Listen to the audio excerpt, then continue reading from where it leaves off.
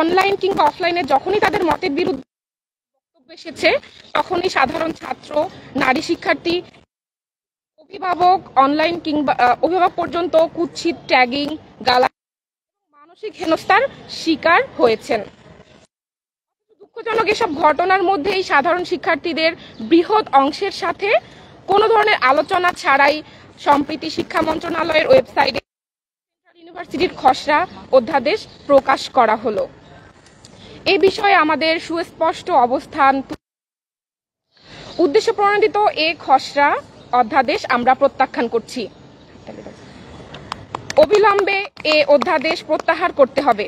7 college, প্রতিটি সামাজিক ও রাজনৈতিক সংগঠন, সাধারণ শিক্ষক, অ্যালামনাই এবং শিক্ষার্থীদের সরাসরি সম্পৃক্ত করতে হবে। 7 দিনের সময় বেঁধে প্রহসনমূলক ইমেইলের মাধ্যমে মতামত গ্রহণ কোনোভাবেই গ্রহণযোগ্য নয়।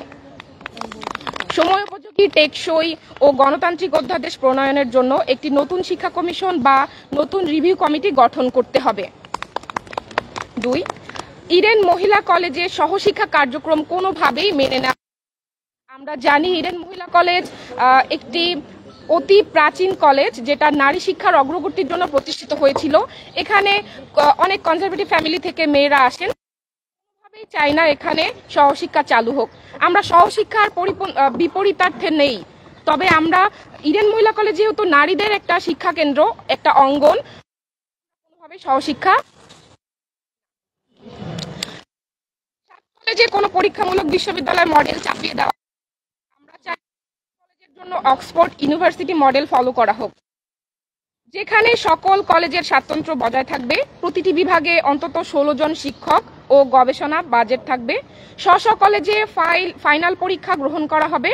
পরীক্ষার প্রশ্নপত্র প্রণয়ন থেকে ফলাফল প্রকাশ সর্বক্ষেত্রে বিভাগের শিক্ষকদের নিয়ন্ত্রণ থাকবে। এছাড়া পর্যাপ্ত পরিবহন, লাইব্রেরি, কম্পিউটার ল্যাব, আবাসন সুবিধা, উন্নত খাবার, বিশুদ্ধ পানি, ফ্রি ওয়াইফাই ইত্যাদির ব্যবস্থা থাকবে এবং শিক্ষার জন্য অবকাঠামোগত যে উন্নয়ন, বিভিন্ন ধরনের সুযোগ সুবিধা যা যা আছে আমরা এসবও চাই এটার মধ্যে। নারী শিক্ষার উন্নতির জন্য একজন দানবীর ইডেন মহিলা কলেজের জমি দান করেছিলেন এবং স্থাবর ও অস্থাবর সকল কলেজের নামে সংরক্ষিত থাকবে। কেন্দ্রীয় বিশ্ববিদ্যালয়ের নামে এসব হস্তান্তর করা যাবে না। নারী শিক্ষার সংকোচন অগ্রহণযোগ্য। ইডেন মহিলা কলেজ ও বদরুন্নেসা মহিলা কলেজ বছর ধরে মেয়েদের নিরাপদ ও সাশ্রয়ী উচ্চশিক্ষার সুযোগ, নারী শিক্ষার সংকোচনের ইঙ্গিত স্পষ্ট। এটি সম্পূর্ণ অন্যায্য। আমাদের প্রশ্ন হচ্ছে, নারীদের উচ্চশিক্ষার জন্য বিকল্প কোনো ব্যবস্থা চিন্তা করা হয়েছে কি?